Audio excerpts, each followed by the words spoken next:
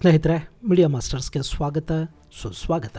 ಗೆಳೆಯರೆ, Iran straight of ಹಾರ್ಮೋಸನ್ನು target ಮಾಡಿಕೊಂಡಿದೆ. ಅಲ್ಲಿ ಯಾವ ಹಡಗುಗಳು ತೈಲ ಹೊತ್ತು ಸಂಚರಿಸಬಾರದು ಅಂತ ಇರಾನ್ ಆದೇಶವನ್ನು ಹೊರಡಿಸಿದೆ.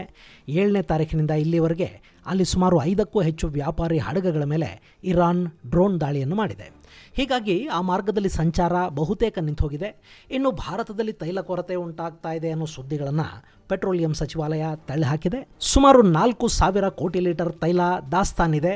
ಹಾಗೆ ರಷ್ಯಾದಿಂದ ಕೂಡ ತೈಲ ಬರ್ತಾ ಇದೆ. ಇನ್ನು ನಮಗೆ ಹಾರ್ಮೋಸ್ ಮೂಲಕ ಬರೋದು ಕೇವಲ 40% ತೈಲ ಮಾತ್ರ, ಉಳಿದದ್ದು ಬೇರೆ ಮಾರ್ಗಗಳಿಂದ ಬರುತ್ತೆ. ಹೀಗಾಗಿ ಸದ್ಯಕ್ಕೆ ತೈಲ ಸಮಸ್ಯೆ ಇಲ್ಲ ಅಂತ ಹೇಳಿರೋ ಕೇಂದ್ರ ಸರ್ಕಾರ ಎಲ್ಲ ದೇಶಗಳು ತೈಲ ಬೆಲೆಯನ್ನು ಹೆಚ್ಚಳ ಮಾಡಿವೆ. ಆದರೆ ಭಾರತದ ಸರ್ಕಾರ ಜನಸಾಮಾನ್ಯರಿಗೆ ಹೊರೆ ಬೀಳದಂತೆ ನೋಡ್ಕೊಳ್ತಾ ಇದೆ. ಇದಕ್ಕಾಗಿ ಸರ್ಕಾರ ಪೆಟ್ರೋಲ್ ಹಾಗೂ ಡೀಸೆಲ್ ಮೇಲೆ 24,500 ಕೋಟಿ ಮತ್ತು LPGಯ ಮೇಲೆ ಸುಮಾರು 40,000 ಕೋಟಿ ರೂಪಾಯಿಗಳಷ್ಟು ನಷ್ಟವನ್ನು ಅನುಭವಿಸ್ತಾ ಇದೆ. ಇಷ್ಟಾದರೂ ಸರ್ಕಾರ ಜನಸಾಮಾನ್ಯರ ಹಿತ ಕಾಪಾಡೋದಕ್ಕೆ ಬದ್ಧವಾಗಿದೆ ಅಂತ ಕೇಂದ್ರ ಪೆಟ್ರೋಲಿಯಂ ಸಚಿವಾಲಯ ಹೇಳಿದೆ. ಇನ್ನು ಮತ್ತೊಂದು ಕಡೆ ಈ ಸಂಘರ್ಷ ಹಾಗೂ ಹಾರ್ಮೋಸ್ನ ಕಾರಣಕ್ಕೆ ತೈಲ ಬೆಲೆಯಲ್ಲಿ 30% ಏರಿಕೆ ಆಗಿರೋದು ಜಾಗತಿಕವಾಗಿ ಸಾಕಷ್ಟು ಸಮಸ್ಯೆಗಳಿಗೆ ಕಾರಣ ಆಗ್ತಾ ಇದೆ.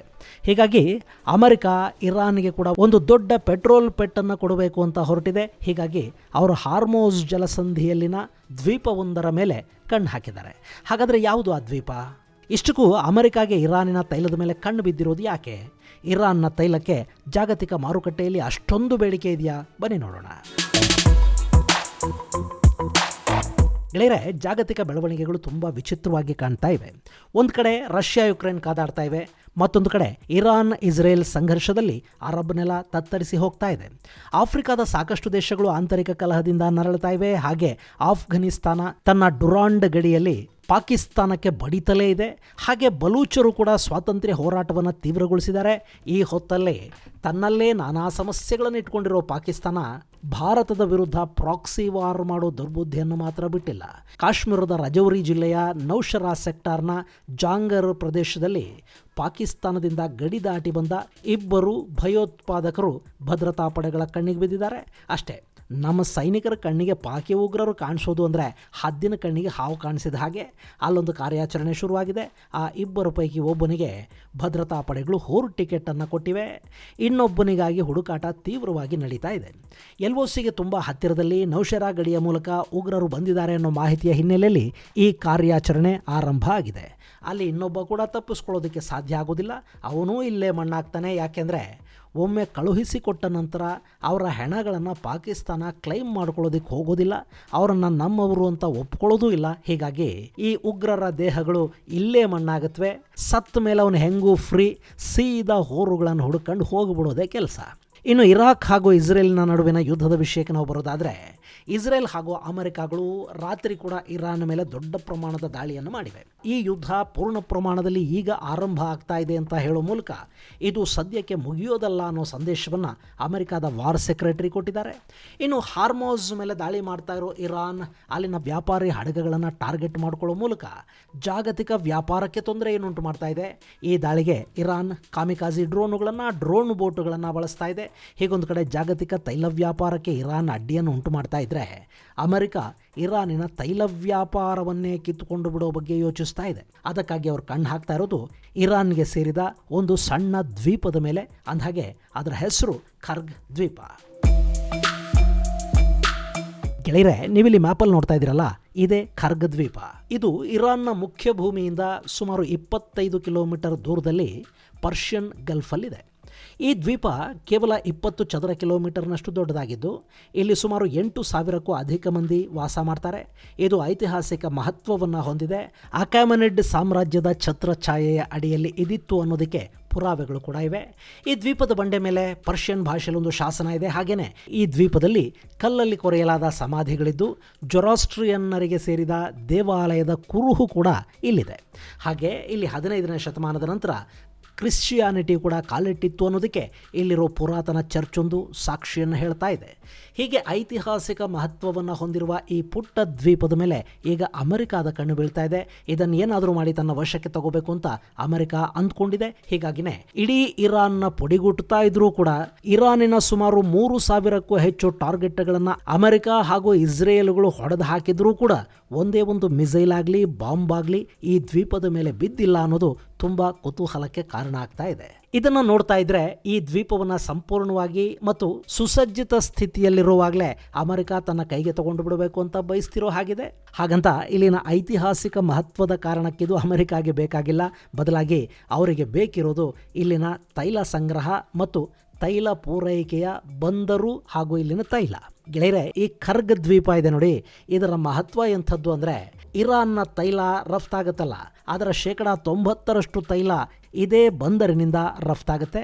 ಈ ದ್ವೀಪ ಚಿಕ್ಕದೇ ಇರಬಹುದು, ಆದರೆ ಇಲ್ಲಿ 30 ಮಿಲಿಯನ್ ಬ್ಯಾರಲ್ನಷ್ಟು ತೈಲವನ್ನು ಸಂಗ್ರಹ ಮಾಡೋದಕ್ಕೆ ಬೇಕಾದ ವ್ಯವಸ್ಥೆಗಳಿವೆ. ಹಾಗೆ ಪ್ರತಿನಿತ್ಯ ಇಲ್ಲಿಂದ 7ರಿಂದ 10 ಮಿಲಿಯನ್ ಬ್ಯಾರಲ್ಗಳಷ್ಟು ತೈಲವನ್ನು ರಫ್ತು ಮಾಡೋ ಸಾಮರ್ಥ್ಯ ಕೂಡ ಇದೆ. ಹೀಗಾಗಿನೇ ಇಲ್ಲಿ ಸುಮಾರು 10ರಿಂದ 12 ದಿನಗಳಿಗಾಗುವಷ್ಟು ತೈಲವನ್ನು ಸ್ಟೋರ್ ಮಾಡಿಕೊಳ್ಳೋ ವ್ಯವಸ್ಥೆಯನ್ನು 1979ಕ್ಕೂ ಮೊದಲೇ ಮಾಡಲಾಯಿತು. ಇದು ಡೀಪ್ ಸಿ ಪೋರ್ಟ್ ಆಗಿದ್ದು ಜಗತ್ತಿನ ಅತಿದೊಡ್ಡ ತೈಲ ಹಡಗುಗಳು ಅಂತ ಕರೆಸಿಕೊಳ್ಳುವ ಸುಯೆಜ್ ಮ್ಯಾಕ್ಸ್ನಂಥ ಟ್ಯಾಂಕರ್ಗಳು ಕೂಡ ಇಲ್ಲಿಗೆ ಸುಲಭವಾಗಿ ಬರೋದಕ್ಕೆ ಸಾಧ್ಯ ಆಗುತ್ತೆ. ಹಾಗೆ ವೆರಿ ಲಾರ್ಜ್ ಕ್ರೂಡ್ ಕ್ಯಾರಿಯರ್ಗಳು ಕೂಡ ಈ ದ್ವೀಪದ ಬಂದರಿನಿಂದ ತೈಲವನ್ನು ತುಂಬಿಸ್ಕೊಂಡು ಹೋಗೋದಕ್ಕೆ ಅವಕಾಶಗಳಿವೆ. ಈ ತೈಲ ಬಂದರನ್ನು ಇರಾನ್ನ national Iranian oil company maintain ಮಾಡ್ತಾ ಇದೆ. ಹಾಗೆ ಈ ದ್ವೀಪದಲ್ಲಿ ಕೂಡ ಒಂದು ಪೆಟ್ರೋಲಿಯಂ ರಿಫೈನರಿ ಇದೆ, ಖರ್ಗ್ ಪೆಟ್ರೋಕೆಮಿಕಲ್ಸ್ ಅಂತ ಅದನ್ನು ಕರೀತಾರೆ. ಈ ಕಂಪನಿ ಪೆಟ್ರೋಲ್ ಹಾಗೂ ಪೆಟ್ರೋಕೆಮಿಕಲ್ಸ್ ಅನ್ನು ಉತ್ಪಾದನೆ ಮಾಡುತ್ತೆ. ಈ ಬಂದರಿನ ಮತ್ತೊಂದು ವಿಶೇಷ ಏನು ಗೊತ್ತಾ, 2024ರಿಂದಲೂ ಕೂಡ ಇಲ್ಲಿಂದ ರಫ್ತಾಗ್ತಾ ಇರೋ ಪೆಟ್ರೋಲಿಯಂನ 91% ಹೋಗ್ತಾ ಇರೋದು ಚೈನಾಗೇನೆ. ಹೀಗೆ ಇರಾನ್ನ ಪಾಲಿಗೆ ಚಿನ್ನದ ಮೊಟ್ಟೆ ಇಡೋ ಕೋಳಿ ಥರ ಕಾಣುವ ಈ ದ್ವೀಪದ ಮೇಲೆ ಅಮೆರಿಕಾಗೆ 1979ರಿಂದಲೂ ಕಣ್ಣಿತ್ತು. ಈಗೊಂದು ಅವಕಾಶ ಬಂದಿದೆ, ಹೀಗಾಗಿ ಅದನ್ನು ಸಂಪೂರ್ಣವಾಗಿ ತಾನು ಹಾಕ್ಕೊಂಡು ಬಿಡಬೇಕು ಅಂತ ಅಮೆರಿಕ ಇಲ್ಲಿ ಯೋಚಿಸ್ತಾ ಇದೆ. ಇನ್ನು ಗೆಳೆಯರೆ, ರಾಜಾ ಶಾ ಪೆಹಲವಿ ಇರಾನನ್ನು ಆಳ್ತಾ ಇದ್ದ ಕಾಲದಲ್ಲಿ ಈ ಬಂದರಿನ ನಿರ್ಮಾಣ ಆಯಿತು. ಮೊದಲಿಗೆ ಇಲ್ಲಿ ಬ್ರಿಟನ್ನ BP ಕಂಪನಿ ಪೆಟ್ರೋಲಿಯಂ ಅನ್ನು ಸಾಗಾಟ ಮಾಡ್ತಾ ಇತ್ತು. ಅದು ಅಮೆರಿಕಾದ ಆಮ್ಕೋ ಅನ್ನೋ ಪೆಟ್ರೋಲಿಯಂ ಕಂಪನಿಯನ್ನು ಮುನ್ನಡೆಸ್ತಾ ಇತ್ತು. ಸೊ ಈ ದ್ವೀಪದಿಂದ ಹೋಗ್ತಾ ಇದ್ದ ಬಹುಪಾಲು ತೈಲ ಅಮೆರಿಕಾಗೆ ಹೋಗ್ತಾ ಇತ್ತು. ಆದರೆ ಯಾವಾಗ 1979ರಲ್ಲಿ ಇಸ್ಲಾಮಿಕ್ ರೆವಲ್ಯೂಷನ್ ಆಗಿ ಖೊಮೇನಿ ಆಡಳಿತ ಬಂತೋ ಅಲ್ಲಿಗೆ ಈ ಬಂದರನ್ನು ಕೂಡ ಇರಾನ್ ಪಶ್ಚಿಮದ ಕೈಯಿಂದ ಕಿತ್ತುಕೊಳ್ತು. ಅಲ್ಲಿದ್ದ ಕಂಪನಿ ನ್ಯಾಷನಲೈಸ್ ಆಗಿ ಅದು ಇರಾನ್ ಸರ್ಕಾರದ ಅಧೀನಕ್ಕೊಳಪಡ್ತು. ಹೀಗಿರೋ ಹೊತ್ತಲ್ಲೇ ಇರಾನ್ನಲ್ಲಿ ಅಮೆರಿಕಾದ ರಾಯಭಾರ ಕಚೇರಿಯ ಸಿಬ್ಬಂದಿಗಳ ಒತ್ತೆಯಾಳು ಪ್ರಕರಣ ನಡೀತು. ಆಗ ಕೂಡ ಅಮೆರಿಕ ಈ ದ್ವೀಪವನ್ನು ವಶಪಡಿಸಿಕೊಳ್ಳೋ ಮಾತುಗಳನ್ನು ಆಡ್ತಾದರೂ ಇದನ್ನು ವಶಕ್ಕೆ ತಗೊಳ್ಳೋದಕ್ಕೆ ಮುಂದಾಗಲಿಲ್ಲ. ಅವತ್ತಿಗೇನೆ ಅಮೆರಿಕಕ್ಕೆ ಈ ದ್ವೀಪದ ಮಹತ್ವ ಗೊತ್ತಿತ್ತು. ಸೊ ಅದು ಇರಾನ್ನ ವಶದಲ್ಲಿದ್ದರೂ ಕೂಡ ಮುಂದೊಂದು ದಿನ ತನ್ನ ಕೈಗೆ ಬಂದೇ ಬರುತ್ತೆ, ತಾನು ಅದನ್ನು ಕಿತ್ಕೋತೀನಿ ಅನ್ನೋ ವಿಶ್ವಾಸ ಅವತ್ತೂ ಅಮೆರಿಕ ಆಗಿತ್ತು. ಈಗ ಆ ಕೆಲಸವನ್ನು ಮಾಡೋದಕ್ಕೆ ಟ್ರಂಪ್ ಹೊರಟಿದ್ದಾರೆ. ಹೇಗೆ ಫ್ರಾಂಕ್ಲಿನ್ ಡಿ ರೂಸ್ವೆಲ್ಟ್ ಥರ ಶತ್ರುಗಳು ಸಂಪೂರ್ಣ ಶರಣಾಗತಿ ಆಗಬೇಕು ಅಂತ ಟ್ರಂಪ್ ಹೇಳ್ತಿದ್ದಾರೋ, ಹಾಗೆ ರೊನಾಲ್ಡ್ ರೇಗನ್ ಅವರ ಹಾಗೆ ಈ ದ್ವೀಪವನ್ನು ಮತ್ತೆ ತಮ್ಮ ವಶಕ್ಕೆ ಪಡೆಯೋ ಇರಾದೆಯನ್ನು ಕೂಡ ಟ್ರಂಪ್ ವ್ಯಕ್ತಪಡಿಸ್ತಾ ಇದ್ದಾರೆ. ಬಹುಶಃ ಇದೇ ಕಾರಣಕ್ಕೇನೆ ಈ ದ್ವೀಪದ ಮೇಲೆ ಇದುವರೆಗೆ ಅಮೆರಿಕ ಒಂದೇ ಒಂದು ಬಾಂಬನ್ನು ಹಾಕೋದಿಕ್ಕೆ ಹೋಗಿಲ್ಲ. ಗೆಳೆಯರೆ, ಅಮೆರಿಕಾಗೀಗ ಇರಾನ್ನ ತೈಲ ಬೇಕು. ಅವರಿಗೆ Venezuela, Saudi Arabia, UAE, Kuwait, Qatar, Bahrain, Canada ಅಷ್ಟೇ ಯಾಕೆ, ಅಮೆರಿಕಾದಲ್ಲಿ ಕೂಡ ತೈಲ ಇದ್ದರೂ ಇರಾನ್ನ ತೈಲದ ಮೇಲೆ ಅಮೆರಿಕಾದ ಕಣ್ಣಿದ್ದೇ ಇದೆ. ಯಾಕೆಂದರೆ ಜಗತ್ತಲ್ಲೇ ಅತಿ ಹೆಚ್ಚು ತೈಲವನ್ನು ಹೊಂದಿರುವ 3ನೇ ದೇಶ ಇರಾನ್. ಇಲ್ಲಿ ಸುಮಾರು 208 ಬಿಲಿಯನ್ ಬ್ಯಾರಲ್ನಷ್ಟು ತೈಲದ ರಿಸರ್ವ್ಗಳಿವೆ. ವೆನೆಜುಲಾ ಹಾಗೂ ಸೌದಿ ಅರೇಬಿಯಾದ ನಂತರದ ಸ್ಥಾನದಲ್ಲಿ ಇರಾನ್ ನಿಲ್ಲುತ್ತೆ. ಜಗತ್ತಿನ ಒಟ್ಟು ತೈಲದ 10% ಹಾಗೂ ಒಪೆಕ್ ದೇಶಗಳ ಒಟ್ಟು ತೈಲದಲ್ಲಿ 13% ತೈಲವನ್ನು ಇರಾನ್ ಒಂದೇ ಹೊಂದಿದೆ. ಇನ್ನು ಅಲ್ಲಿ ಸಿಗೋ ಕ್ರೂಡ್ ಆಯಿಲ್ ಇದೆಯಲ್ಲ, ಅದರಲ್ಲಿ ಸಲ್ಫರ್ನ ಕಂಟೆಂಟ್ ಕಡಿಮೆ. ಇದನ್ನು ಲೈಟ್ ಹಾಗೂ ಸ್ವೀಟ್ ಕ್ರೂಡ್ ಅಂತ ಕರೀತಾರೆ. ಈ ರೀತಿಯ ಪೆಟ್ರೋಲಿಯಂನಿಂದ ಪೆಟ್ರೋಲ್ ಹಾಗೂ ಡೀಸೆಲ್ಗಳನ್ನು ಕಡಿಮೆ ದರದಲ್ಲಿ ಈಸಿಯಾಗಿ ಪಡ್ಕೊಳ್ಳೋದಕ್ಕೆ ಸಾಧ್ಯ ಆಗುತ್ತೆ. ಇದನ್ನು ಸಂಸ್ಕರಿಸೋದು ಕಷ್ಟ ಅಲ್ಲ, ಆದರೆ ಇದರಿಂದ ಲಾಭ ಹೆಚ್ಚು ಬರುತ್ತೆ. ಇನ್ನು ಇಲ್ಲಿ ಇರಾನ್ನ ಆಯಿಲ್ ಜಗತ್ತಿಗೆ ಯಾಕೆ ಬೇಕು ಅನ್ನೋದು ಗೊತ್ತಾಗಬೇಕು ಅಂದರೆ ನೀವು ಇಲ್ಲಿರೋ ಚಿತ್ರವನ್ನೊಮ್ಮೆ ನೋಡಿ. ಇದರಲ್ಲಿ ವೆನೆಜುವೆಲಾದ ತೈಲ ಇದೆ. ಅಮೆರಿಕಾದಲ್ಲಿ ಸಿಗೋ ಕ್ರೂಡ್ ಹಾಗೂ ಇರಾನ್ನ ಕ್ರೂಡ್ ಆಯಿಲನ್ನು ಕಂಪೇರ್ ಮಾಡಲಾಗಿದೆ. ಇಲ್ಲಿ ಇರಾನ್ನ ಕ್ರೂಡ್ ಅಮೆರಿಕ ಹಾಗೂ ವೆನೆಜುವೆಲಾಗಳಿಗಿಂತಲೂ ಲೈಟ್ ಇದೆ. ಹಾಗೆ ಇದನ್ನು ಸಂಸ್ಕರಿಸೋದು ಕೂಡ ತುಂಬಾ ಸುಲಭ. ಇನ್ನು ಇರಾನ್ನಲ್ಲಿ ಸಿಗೋ 1 ಬ್ಯಾರಲ್ ಕ್ರೂಡ್ನಲ್ಲಿ 70% ಪ್ರೀಮಿಯಂ ಫ್ಯೂಯಲ್ ಸಿಗುತ್ತೆ. ಇದು ತುಂಬಾ ಮುಖ್ಯ ಅನ್ನಿಸ್ಕೊಳ್ಳುತ್ತೆ. ಸೊ ಇರಾನ್ನ ತೈಲ ಜೆಟ್ ಫ್ಯೂಯಲ್ಗೆ ಕೂಡ ತುಂಬಾ ಸೂಕ್ತ ಅಂತ ಹೇಳ್ತಾರೆ. ಹೀಗಾಗಿನೇ ಜಗತ್ತು ಇರಾನ್ನ ತೈಲವನ್ನು ತುಂಬ ಇಷ್ಟಪಡುತ್ತೆ.